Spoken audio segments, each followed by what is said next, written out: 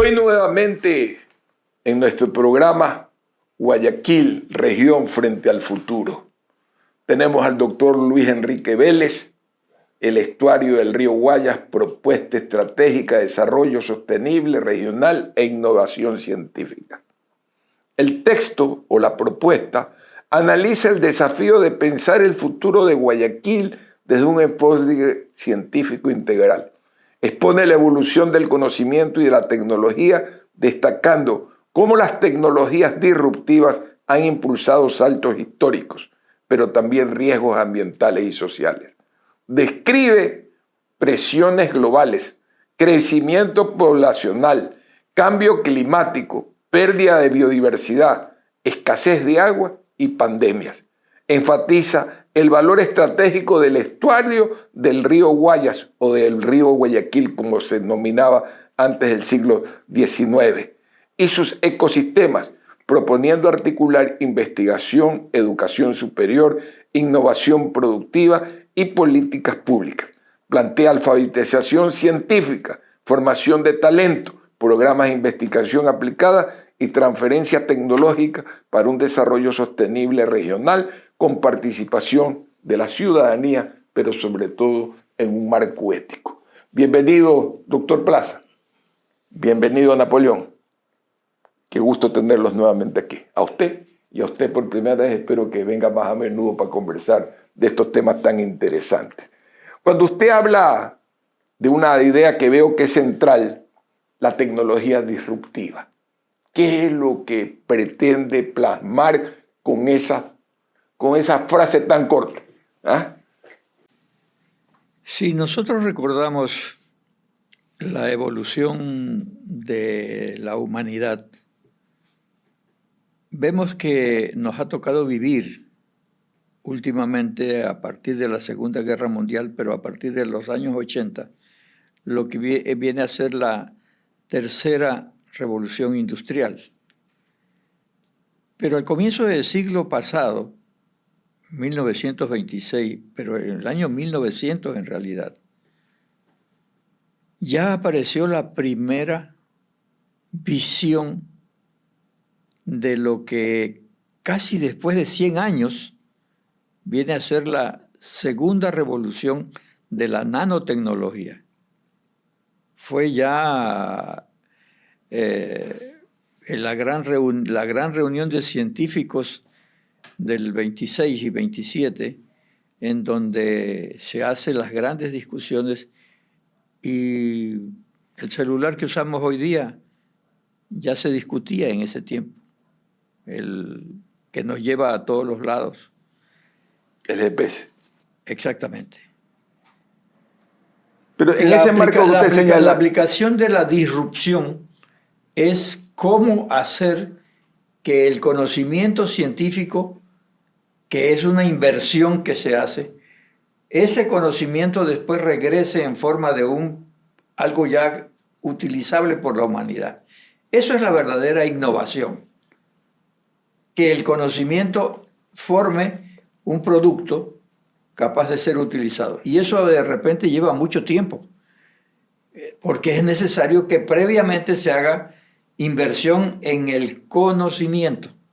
Ahora, hay un aspecto que es importante y es válido que lo podamos conversar o agrego a este diálogo, es básicamente esa renuencia que tiene tanto el sector privado ecuatoriano como el sector público a invertir en investigación y ciencia. Son poco disruptivos. Y le voy a poner un ejemplo. El cacao, base de la economía de Guayaquil, claro. El cacao, después de las investigaciones que hizo el famoso Carlos Naranjo, que creó el CNN51, si mal no recuerdo, ha habido muy poca o escasa investigación. Es decir, nos montamos sobre una idea y con eso vivimos sin seguir modificando e investigando ese tema. ¿A qué se debe? Y a mí me preocupa eso. Lo mismo pasó con el Instituto de Higiene en el sector público. Se marginó esa investigación, toda esa información acumulada, todo ese saber acumulado, se lo subvaluó, por no decir se lo despreció. ¿Por qué usted, que ya es un hombre con una experiencia octogenaria, puede pasarnos eso? Yo pienso que es una deficiencia en la formación de grupos del pensar. Somos receptores de aquella cosa fácil, cuando es como mirar simplemente el mar. A lo lejos se divisa nada más la ganancia, lo rápido, pero no se dan cuenta que debajo del mar está lo más rico, la profundidad. Y si no se piensa con profundidad y no se razona en ese sentido, caemos en las cosas más rápidas, en aquello que nos mueve simplemente el sentimiento, la emotividad. Pero la racionalidad implica varias cosas. Implica observar, describir, relacionar, pensar e ir dando conceptos mucho más claros. En este pequeño paper de 10 páginas del libro Guayaquil frente al futuro, me emerge una pregunta central. ¿Cuál es la tesis principal del capítulo y qué le preocupa más del futuro de Guayaquil y su región?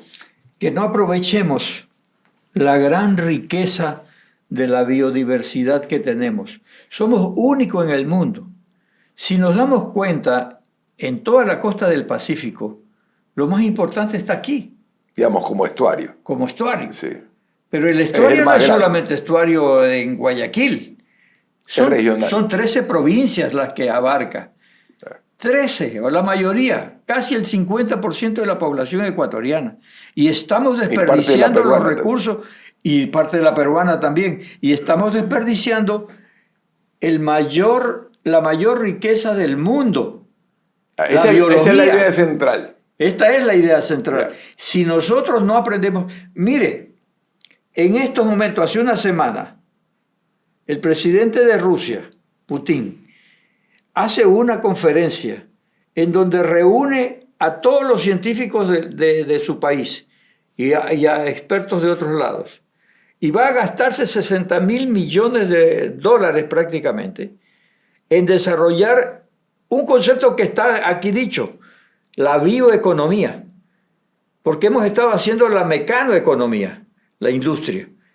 Pero lo biológico, como decía Einstein, cuando le preguntaron qué tan potente es su revolución atómica, él dijo 100 veces más es la biológica, porque precisamente es todo recorrer más de 200.000 años en cómo se va acumulando y no sabemos ni siquiera la punta del iceberg de lo que existe verdaderamente, porque ese es el sostén de lo más importante, la vida. Napoleón, adelante. Y gracias por estar nuevamente, querido Napo. Gracias, mi querido Ramón. Debo decir que esto quisiéramos llevarlo en el pensamiento a algo mucho más real de lo que nos imaginamos. Pero si tenemos alguien o algunos colegas, compañeros, amigos en general, que pueden llevarlo a la realidad. Cuando se me planteó del problema de Guayaquil Bicentenario, Guayaquil, que tengo presente a mi colega José María, dije, Guayaquil para mí es región, definitivo. Y comenzamos a pensar, porque a cada colega comenzó a pensar en aquello y se iba sumando la palabra región. Aquí hay un problema con el anterior colega, el doctor Sarracini, con criterio ahora del estuario de Guayas. Pero a mí me preocupa mucho, y perdonen, me preocupa mucho que Guayaquil está en una pasividad absoluta. Está dejando pasar el tiempo y vamos a terminar en un ostracismo en la cual perdemos todo. Y me hizo reflexionar un artículo hoy día en el Expreso que escribe Paul Palacio.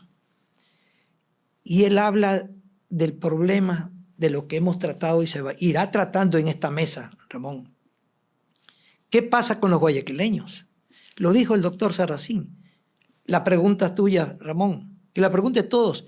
No reaccionamos hablamos de lo que debe hacerse para Guayaquil, de lo que debe hacerse para la región, de lo que debe hacerse para tal o cual cosa, en todas las líneas académicas. Pero me pregunto, ¿cuándo reaccionamos?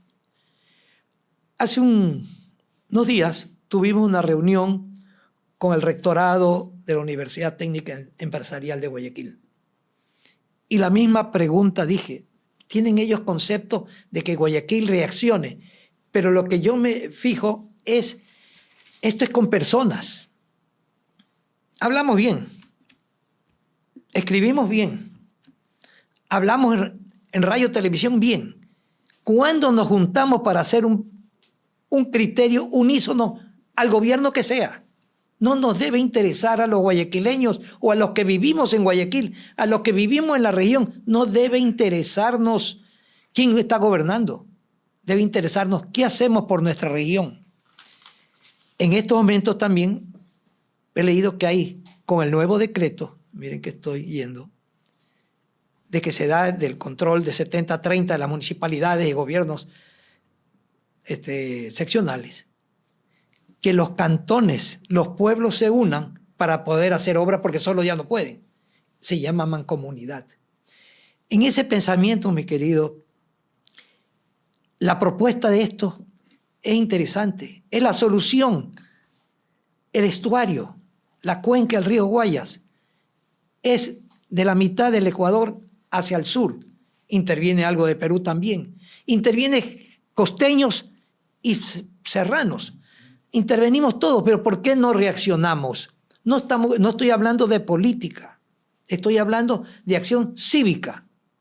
Adelante, doctor Plaza. Nosotros tenemos antecedentes históricos importantes que hay que rescatar. El primer comercio de mayor bioeconomía continental, probablemente, y hay que investigarlo un poco más, mejor que los fenicios, estuvo acá. Con los huancavilcas. Más antes, no eran los huancavilcas, Por los que tenían la pero balsa. eran los que tenían la balsa. Sí, y eso les dio... Y una eso tecnología. porque permitió divisar mejor las corrientes marinas, que hoy día sabemos que son las que nos llevaban a México. Y en el lugar en donde se llama el río Balsas, las balsas, es porque allí se descubrieron las balsas desde Ecuador llevadas. ¿Pero qué llevaban? Llevaron el cacao. Por eso es que sabemos que el cacao es nuestro y ya hoy día hay una evidencia científica. Pero les permitió a los mexicanos hacer el chocolate, que es una diferenciación ya del producto. Llevábamos el espóndilus y ellos hicieron mejoras como la gran coraza que existe en México, una hermosura valiosa del uso del espóndilus. La tagua, que después sirve mucho para nuestras exportaciones, y Manaví es uno de los centros. Fue centro de riqueza en la preguerra y en la posguerra. Así es. Creció el comercio con Alemania. La Casa Tagua que se fundó La acá, Casa Tagua. en Esmeraldas y y en Bahía. Y en Bahía de Caracas. Así es. Tenemos entonces todo ese antecedente que luego lo vamos a tener con esta experiencia de manejo más integral de lo que podría servirnos como elementos como los que llevó desde acá von Humboldt, Alexander von Humboldt. 5 años estuvo trabajando acá con Aimé Bonpland, El francés. Aimé Bonpland se quedó en Latinoamérica. Se fue a Paraguay. Descubre precisamente el mate, que es aborigen y que hoy día lo usan para esto. Pero él crea más de 500 farmacias naturales, porque ya sabían a lo que... Por eso es que se llevaron de aquí, von Humboldt se llevó alrededor de 33,000 plantas y logran tener un trabajo de más de 20 años extrayendo los productos. El arte de la extracción que maneja Alemania a través de los productos nuestros es lo que permite el desarrollo de la gran bioindustria y la farmacia alemana. Y desarrollan la química y la bioquímica. ¿Y eso qué es? Poderío de conocimiento que le da el gran enriquecimiento con el cual se sostiene Alemania. Ahora, ese es nuestro criterio. Ahí hay una disyuntiva importante. El que tiene la rareza biológica y el que tiene la tradición alquimista y química para generar esa transformación. Si nosotros no desarrollamos esto, y es una pena saber que el Instituto Pérez Izquierda, que tenía esa capacidad de tener sus alquimistas y sus químicos, porque ambas cosas funcionan y las naciones hermanas no han renunciado a ambas estructuras para poder generar ciencia o biociencia. ¿Qué hacemos en este país? Cantaríamos riqueza y todos los días que por eso es que es necesario decisión política, no económica.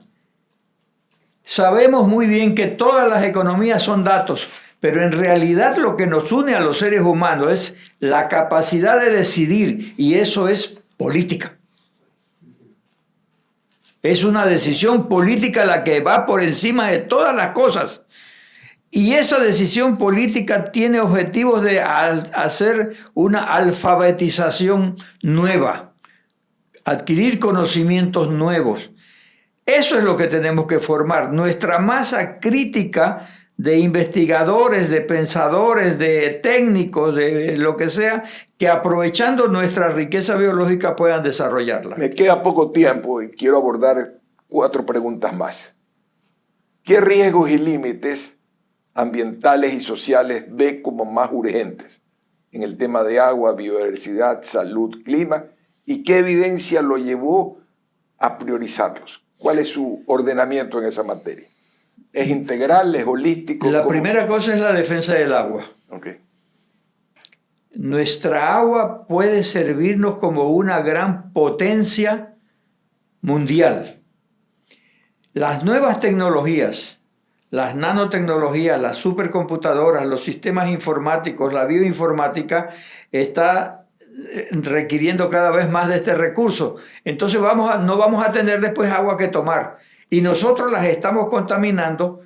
Nosotros deberíamos tener como objetivo nacional algo ilusorio, utópico, pero ese sería nuestro norte. Que ¿cuál? Ninguna gota de agua llegue al mar contaminada. Ilusorio. Claro que es ilusorio, pero los pasos que hay que hacer todos los días por conservar un agua limpia es importante para el país. ¿Por qué el estuario es un punto estratégico y qué acciones concretas propone para protegerlo y aprovecharlo de forma sostenible, doctor Plaza? Porque la biología es la que está demostrando la mayor riqueza de cómo se desarrolla la naturaleza, no la mecánica, es la biología. Les voy a poner un ejemplo. Nuestro estuario tiene un montón de conchas, valvas. ¿Y qué son ellos? Cangrejos y todo lo demás. ¿Qué capacidad tienen ellos de proteger y de no sucumbir? Mire, yo lo hice porque todos sabemos, y los montubios... Son los riñones del río. Pero hay una cosa más. Como montubio manabita, fui curado cuando era niño con un sapo que me lo pasaron porque tenía una erisipela. Y hoy día sabemos perfectamente que para esa erisipela hay que usar un antibiótico. ¿Por qué el sapo tenía eso? Eso me llevó a hacer una primera investigación con otros elementos cubanos, brasileros y alemanes. ¿Qué se descubrió? Y ya está descrito que allí existen elementos que sirven casi como antibióticos. Son péptidos antimicrobianos que son mucho mejor que los antibióticos. La piel del sapo tiene esa capacidad y por eso es que él nos infecta, por eso es que él puede vivir como las valvas, como los otros que tenemos. Así que tenemos una capacidad para investigar 100 años más, pero hay que formar al cerebro con capacidad de hacerlo. Universidad, Estado, empresa. Y le ruego lo más breve posible porque ya estoy aproximándome al tiempo final. ¿Qué debería cambiar en la relación entre investigación, políticas públicas y sector productivo para que la innovación realmente impacte? Alianzas a ciclo cerrado. Es decir, hay que apoyar proyectos que den la posibilidad no de un paper. Esa es la torpeza de las universidades. La capacidad de generar un producto. Es decir, no tanta tesina y tesis acumuladas. No, porque además las tesinas y todo lo demás las estamos haciendo en el copia y pega.